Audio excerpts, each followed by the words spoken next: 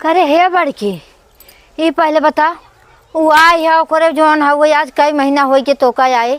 अबे तोरे कौनो दर दवाई करे होते तोहरो लड़किया बाल बच्चा दे होते। अरे का बुआ ऐसे का कहा तो जैसे लाभ हमरे होबे न करे हमारी उम्र समय पूरा बीती के बका।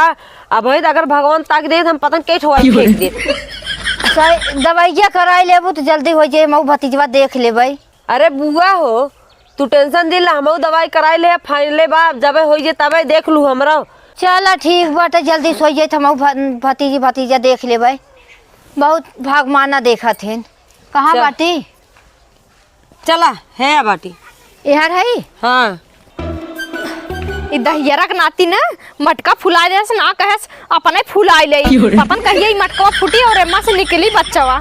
अरे राम हो छन पे छन इतना लेटरिंग लागता। फुआ हे फुआ हला तनी ले है आवा पानी हम लेटरिंग जा।